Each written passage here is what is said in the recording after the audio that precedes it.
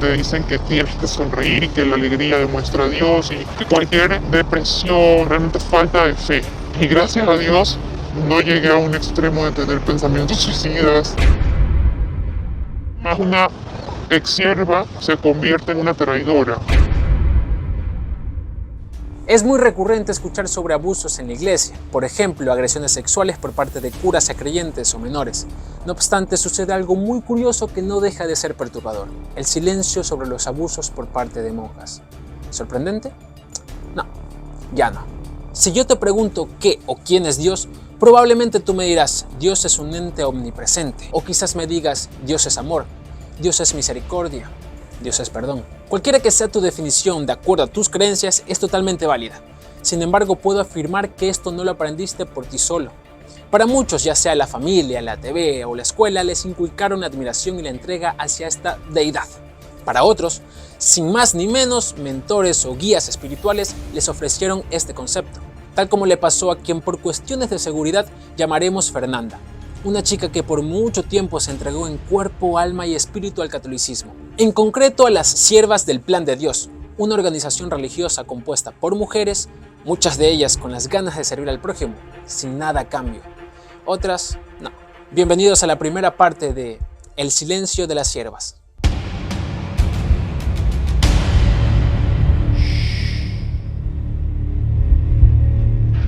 Bueno, yo voy a contar mi historia dentro de la comunidad de las Siervas del Plan de Dios y los abusos espirituales vividos dentro y antes de haber estado en la comunidad y en el grupo laical que forma parte de esta familia espiritual.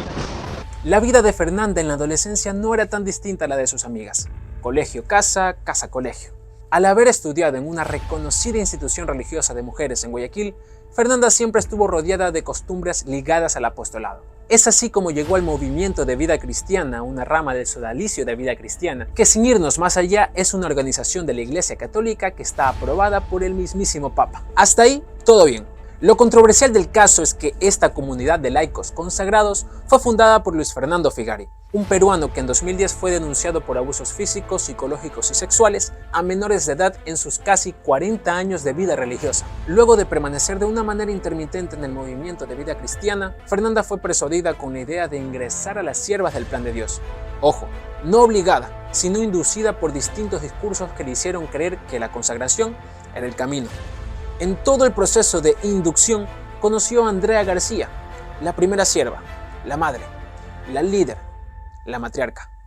Una mujer que prácticamente fundó junto a Figari las Siervas. Y como dice el dicho, Dios los crea y el diablo los junta. Andrea García, como se recoge en el libro homónimo a esta secta y como ya van a escuchar de la mismísima boca de Fernanda, era la pesadilla. Y aquí no hablamos de percepciones. Varias voces se alzaron en su contra por ejercer abusos psicológicos, físicos y espirituales, además de ser permisiva en actitudes nocivas que convirtieron a mujeres risueñas y llenas de luz en seres humanos irreconocibles y prácticamente perdidos en un mar de culpa.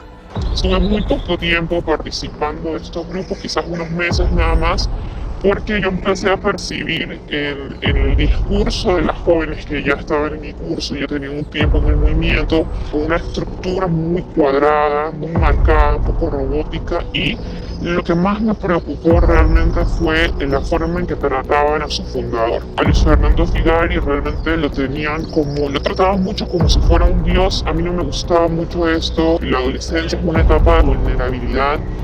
Muchos tenían igual problemas con sus padres, problemas en el colegio. Entonces, que te ofrezcan un grupo donde todos están esforzando, digamos, por lo mismo, y que además tiene la idea detrás de que es un grupo sano, bueno, con buenas actividades, de alguna manera te captaba mucho más pronto, mucho más rápido, y luego tú ibas bloqueando el acceso a todo lo que no fuera bueno. Incluso hay un quiebre con tu familia, porque tu familia empieza a reclamarte tiempo, y el movimiento es muy utilitarista. Entre más tú sirvas para el apostolado, te van a encargar más temas, te van a preferir más. Luego de un par de años de haber sido ya MBCista y haber crecido en compromiso y estar ya como un agrupado mayor, llegó una servidora nueva y con ella yo ya estaba también terminando mi carrera universitaria. Habré tenido un par de sesiones con esta consejera. La figura de los consejeros dentro del movimiento es bastante fuerte, especialmente si vas a iniciar un proceso vocacional.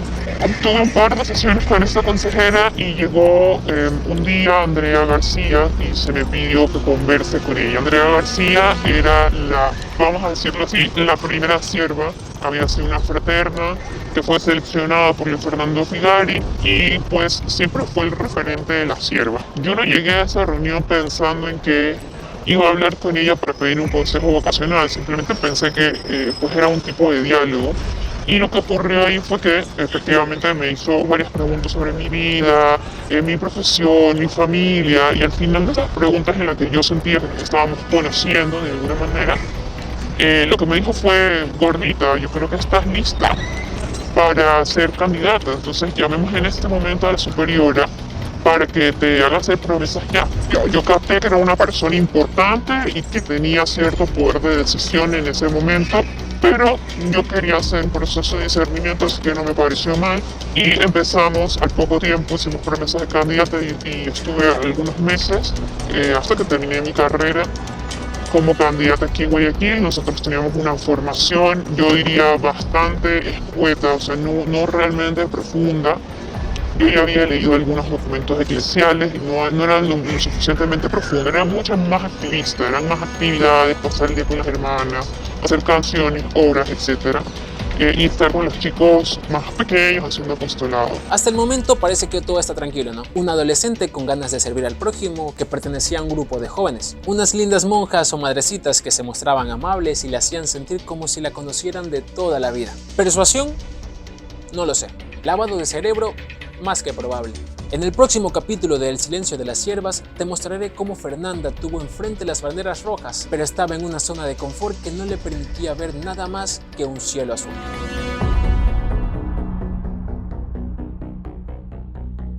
Y le empiezan a usar criterios del evangelio para que tú te lances del árbol. Dice: no, es que es una hermana que sirve mucho a la comunidad, es que ella trabaja muchas horas más que nosotros, realmente no es que está trabajando, sino que estaba durmiendo o algo así. Pero a nivel de gritos, tú sientas temor de no hacerlo, te sientes humillado además. En el capítulo anterior de El silencio de las siervas conocimos cuáles fueron los comportamientos persuasivos a los que, según Fernanda, sometían a adolescentes para hipnotizarlos, hasta el punto de hacerles creer que es normal vivir en una constante ansiedad por elegir bien el rumbo de sus caminos a tan corta edad. Prepárate, porque ahora escucharás de la boca de una víctima cómo fue vivir en un convento donde no hacían más que someter a mujeres dentro de un sentido de culpa, que hasta la actualidad son heridas difícilmente de cerrar.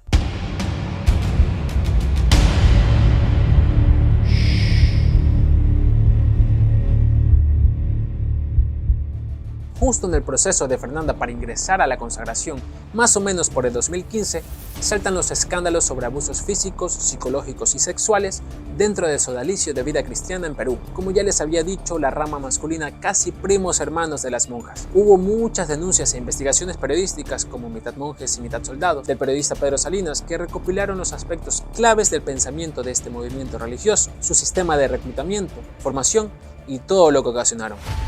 Esto golpeó muy fuerte a la familia espiritual aquí en Guayaquil también. Empezaron a abrirse procesos canónicos al final de ese año. Y lo que se nos dijo en ese momento era que el periodista era una persona mala, que era una persona resentida. El periodista Pedro Salinas era una persona resentida, un perseguidor de la iglesia que se había propuesto a sí mismo por el resentimiento y el rechazo que pudo haber experimentado destruir el sodalicio. Y no solo eso, sino la iglesia, entonces era una persona mala, y que ver este tipo de noticias a nosotros nos afectaba en nuestra vida espiritual, especialmente si uno era un discerniente, es decir, candidata, aspirante. Luego de tener acceso a estos consejos y noticias, yo me llevé algunos puntos importantes, tres que voy a recalcar más. No compartir contenido sexual con ninguna autoridad, ningún tipo de historial sexual, ni con otra persona, ni con uno mismo, nada. No depender económicamente al 100% de la comunidad, porque había personas que habían salido de la comunidad y luego no tenían, digamos, medios para subsistir. Y el más importante en ese momento para mí era no dejarse aislar de amigos o familia. porque eso me permitía poder tener siempre algún tipo de apoyo externo. Fernanda siempre estuvo en modo alerta. Tras las distintas denuncias, habían cosas que la dejaban impaciente, pero para ese entonces su cerebro desde su punto de vista ya estaba lavado, por lo que pesaba más su fe. Y es que según lo declara Fernanda y se reafirma en el libro Siervas del Plan de Dios de Camila Bustamante, donde se registran varios casos iguales o peores a los de Fernanda, en este convento no solo existía una continua censura. Dentro, quienes estaban a cargo no sabían o no querían saber de igualdad de condiciones. No hablo de jerarquías, sino de abuso de poder, camuflado como servicio, sacrificio comunitario y obediencia. Una dinámica de este primer mes es la dinámica de obediencia. Hay una semana en específico donde se hacen este tipo de dinámicas que rompen con las rutinas normales que ya tenías las primeras semanas. La dinámica que yo tuve fue que las chicas en mitad de la noche nos pusiéramos el traje de baño y saltáramos a la piscina para nadar. Y había una chica en especial que en ese momento estaba con la regla y tenía mucha vergüenza por el hecho de saltar en la mitad de la noche a la piscina con la regla. Y recuerdo a esta monja que era mi consejera y con quien te digo que no tenía una buena relación, tener una actitud muy dura respecto a esto, diciéndole salta, no te va a pasar nada. Pero a nivel de gritos y donde ya tú sientes que como es una persona que está como tu autoridad en ese momento, tú sientes temor de no hacerlo, te sientes humillado además. Entonces esta chica empezó a llorar y para mí fue una de las primeras alertas de aquí algo ocurre. Yo iba a mis consejos con cuestionamientos, ¿por qué a ella le lavan la ropa? ¿Por qué a la autoridad? Porque si todas tenemos que ser, digamos, ascéticas con nuestro cuerpo, ella come otras cosas, ¿por qué a ella se le hace esto y por qué no le hacemos a las demás en lo de acá? Y yo le decía a mi consejera, me recuerda a Luis Fernando y a lo que se narraban de estos abusos, siento que esta actitud es peligrosa. Y lo que yo recibía eran justificaciones. Dicen, no, es que es una hermana que sirve mucho a la comunidad, es que ella trabaja muchas horas más que nosotros.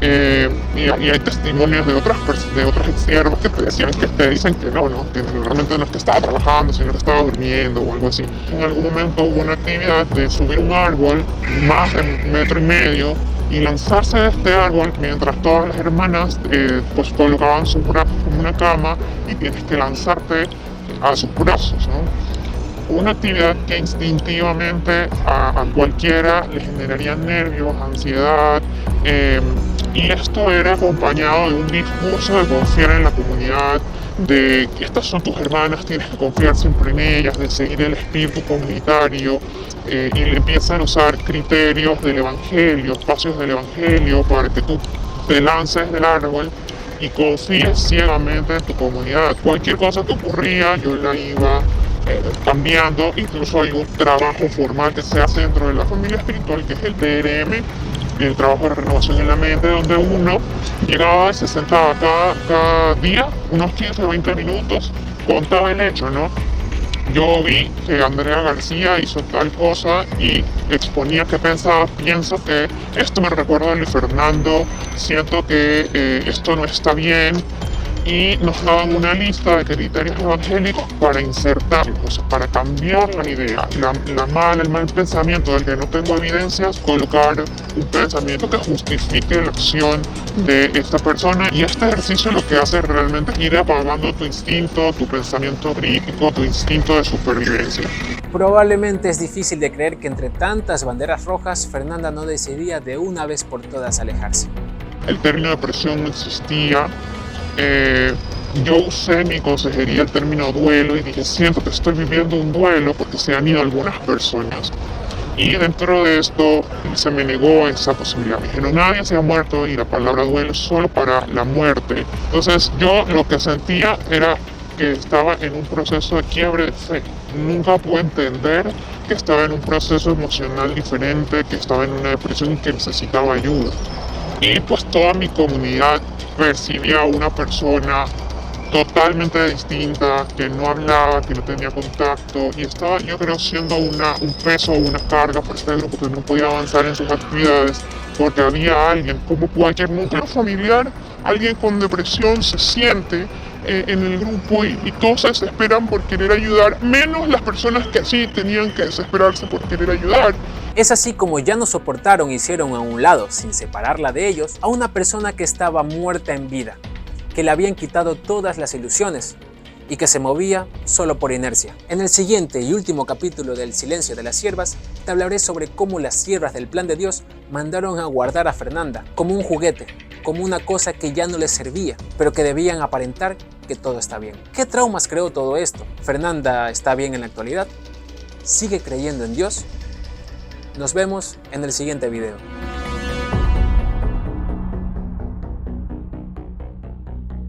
Las personas que entregaron su vida para acercarte a Dios realmente destruyeron a Dios en ti. Llegaba a la iglesia y quería correr. El abuso espiritual quiebra tu espíritu de una forma muy fuerte, tan grave como un abuso sexual. A partir del 2019, Andrea García deja la institución de las Siervas del Plan de Dios y hay como una ola de monjas que dejan la institución. Y dentro de esa ola, muchas me empiezan a escribir para preguntarme primero qué opinaba yo de las siervas, porque la mayoría, y que me pasó en las conversaciones, me decía como, de ti me hablaban mal, o sea, que tú eras una persona mala, que quería destruir a las siervas, porque claro, como yo había hecho un reportaje anteriormente sobre las siervas, la impresión que tenían de mí estas ex religiosas es que yo era una persona mala, que quería la destrucción de la iglesia y que por tanto no podían acercarse a mí, o sea, era el demonio personificado en mujer, entonces se acercaban con mucho temor primero. Acabaron de escuchar a Camila Bustamante, periodista y autora del libro Siervas del Plan de Dios, quien desde 2017 ha recogido varios testimonios de abusos de ex monjas pertenecientes al convento homónimo de su libro. En las dos entregas anteriores del testimonio de Fernanda, escuchamos cómo la vida dentro del grupo laico Sodalicio de Vida Cristiana y en movimientos adherentes como Movimiento de Vida Cristiana de Jóvenes o Siervas del Plan de Dios, no todo era amor y respeto al prójimo como tanto lo vociferan. De acuerdo a Fernanda, la depresión y ansiedad eran el plato que se servía caliente día a día, en un entorno donde la perfección, sumisión y sentido de culpa era la Santísima Trinidad. Bienvenidos a la tercera y última parte de El Silencio de las Siervas.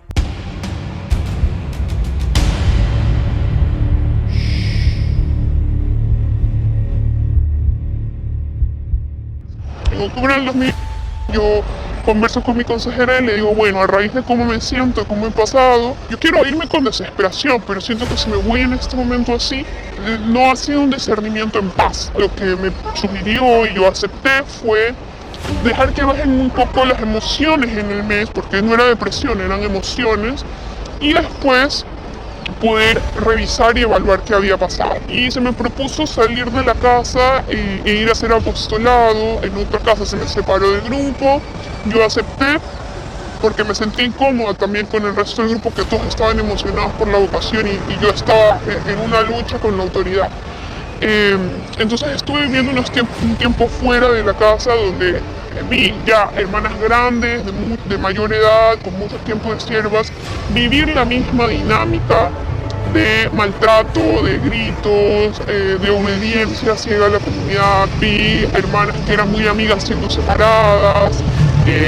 Vi muchas cosas en esta casa, además que a una persona con depresión se la expuso a acompañar pastoralmente a pacientes terminales, y al resto de pacientes que también estaban en depresión. Y es que luego de que Fernanda se haya parado firme, quejado y alzado su voz ante comportamientos denigrantes y que atentaban contra su integridad física, mental y espiritual, lo que ocasionó percibirla como una carga para todas las siervas, fue retirada poco a poco de su entorno.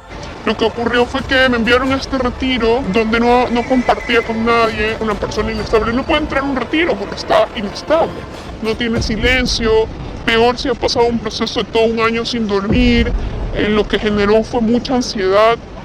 Fue una experiencia traumática donde yo lloraba frente al Santísimo con una desesperación terrible.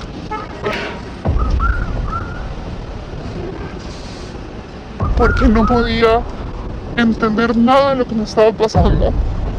Y yo solo quería volver a mis experiencias de estar cerca de Dios y poder escuchar lo que quería de mí. Desde ese día yo no puedo volver a un retiro. Para mí es una experiencia traumática el haberme dejado ahí con unos libros y unos videos en la peor inestabilidad emocional que he pasado en mi vida. Y como si de una práctica común y corriente se tratase, cual rezar, comer la hostia o cantar alabanzas, las siervas le obligaron a Fernanda a abandonar el convento. Un exilio que ni el más autoritario oligarca ejecutaba a sus más efervescentes enemigos. Yo llegué a una casa donde estaba todo mi grupo, con el que había vivido todo el año, y ellas me estaban esperando para despedirse de mí. Yo ni siquiera sabía que iba a despedirme de alguien. Ni siquiera, o sea, de hecho iba a esa reunión con la intención de decir no me siento segura de salir, pero o sea, necesito algo más porque no estoy llegando como a un punto de paz y seguridad con esta decisión. Pero el punto final, después de este retiro, después de todas las actividades de discernimiento frente al matrimonio, después de no llegar a ningún punto que me hayan llevado frente a mi grupo a despedirme sin que yo lo supiera, y que el discurso inicial para apertura de ese espacio se va porque ha descubierto que su viaje al matrimonio, para mí fue realmente impactante. Yo no estaba lista emocionalmente para eso, no había tomado esa decisión con firmeza a ese punto, y lo único que pude decirle a las chicas es que que era un error, que yo no había discernido para el matrimonio, pero me sentí tan botada de la comunidad en ese momento que dije, pero sí me voy. Después de eso yo ya llamé a mi casa y dije, me quiero ir. O sea, ya compré el pasaje y ya me regreso porque no voy a llegar a nada, y ya estoy agotada de todos estos meses de tratar de encontrar la respuesta. O sea, mi familia estuvo siempre muy atenta y me recibieron de regreso como si nada hubiera pasado, como es de esperarse en una familia pues sólida, amorosa, que confía en Dios también. Un apoyo familiar con el que irónicamente fue bendecida Fernanda. Aunque según lo indica Camila Bustamante, a las familias de estas víctimas se les generaba una preocupación adicional cuando sus hijas, nietas o sobrinas volvían, dolorosamente cambiadas. Y me acuerdo muchísimo de esta mamá que me contaba llorando lo que había sido encontrarse con su hija cuando esta hija volvió a la casa. Era una niña que había dejado a los 18 años de ver, y que cuando la volvió a ver era una niña de 5 años, que se orinaba en la cama, que lloraba, que tenía pesadillas en la noche, que le decía, mamá, por favor, no dejes que me lleven. Entonces para mí eso fue muy impactante, porque no solo está el dolor de la chica y el trauma que vive esta joven, sino que el trauma de sus padres, de no entender lo que sucede, porque además el proceso de reconocerse víctima y el de reconocerse una persona abusada es muy largo, y nadie les va a pedir perdón a ellos.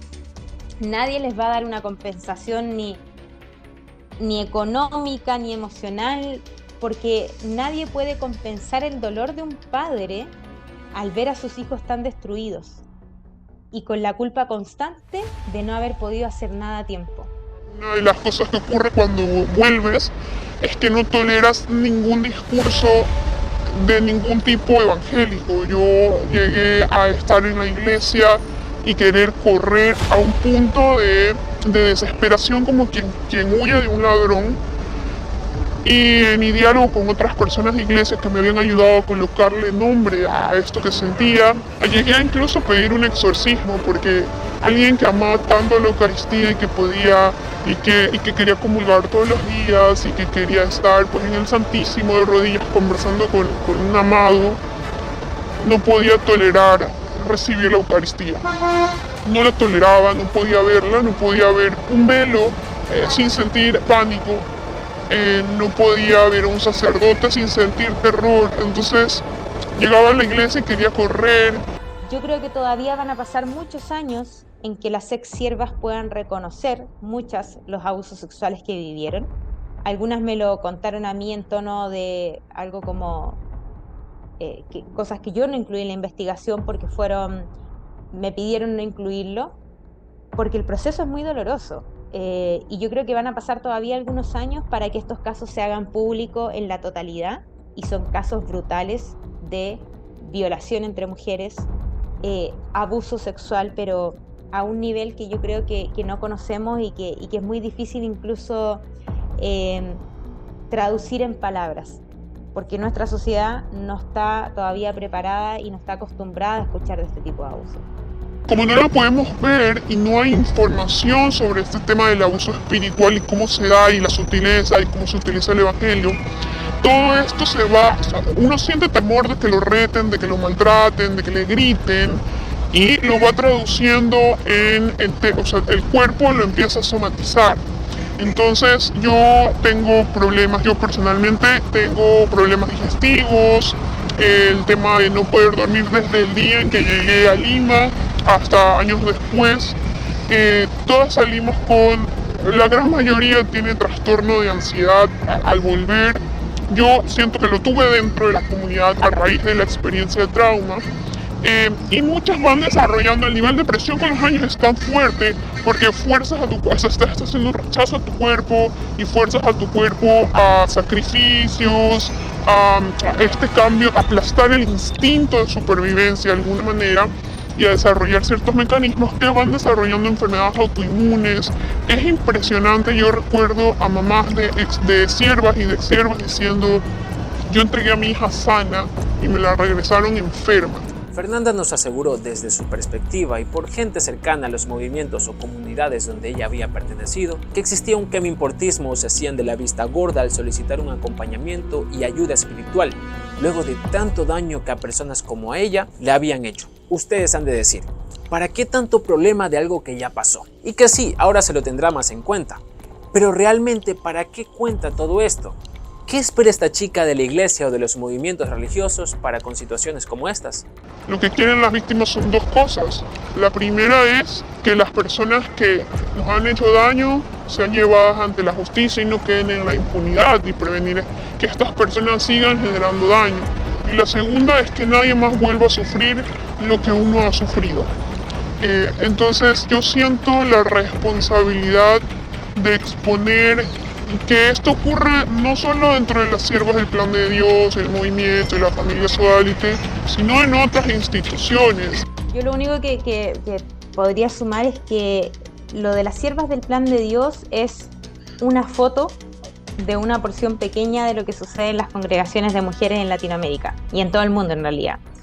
Y yo creo que es un poco lo que comento también en mi libro, que es que la cultura actual, la cultura católica y la cultura de los distintos países, como te decía anteriormente, sigue normalizando la violencia a la mujer, sigue invisibilizándola, y eso es peor aún cuando los abusadores también son las mujeres, porque nuestra misma concepción de mundo nos hace poner a la mujer en una posición que cuando cambia esa posición no la reconocemos. Entonces cuando el abusador, que es la persona que está en el espacio de poder, se convierte en una mujer, finalmente deja de existir.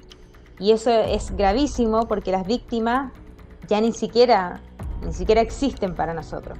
Entonces creo que hay mucho que hacer en ese sentido. Valoro muchísimo a las personas que se han atrevido a dar su testimonio. Yo creo que sin ellas nada de esto se podría hacer. Y nada, creo que es hora de denunciar, de sacar la voz y de que las mujeres sigan mostrando que esa cultura ya está obsoleta y que es hora de cambiarla. En la actualidad, Fernanda ha estado recibiendo ayuda psicológica, muchas veces autosustentada y otras con ayuda de terceros, lo cual le ha permitido de alguna manera ya no doblegar ante la depresión, ansiedad, arrepentimientos y el sentido de culpa que le dejó haberse cruzado en el camino a las siervas del Plan de Dios. Yo siento, digamos que desde la herida he hecho todo lo posible por algo que yo no rompí, poder volverlo a unir, poder buscarme a mí misma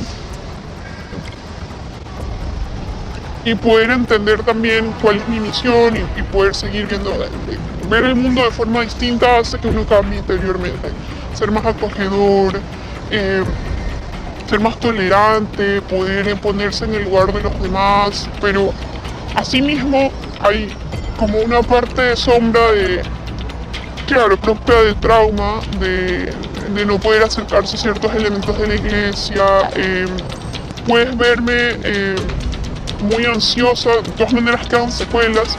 Cada vez que converso de este tema, es probable que, si bien he aprendido a buscar ayuda y a buscar soporte de mis amigos, nos afecta tan fuerte que es probable que yo beba más de lo usual en una semana, ¿no? O en un día, para tratar de calmar los efectos que genera la revictimización. Paso a paso Fernanda ha ido cambiando el chip. Ahora cree, pero no confía. Ama, pero no se entrega. Y trata de perdonar a quienes, para mal, marcaron un antes y un después en su vida y que ahora siguen en silencio.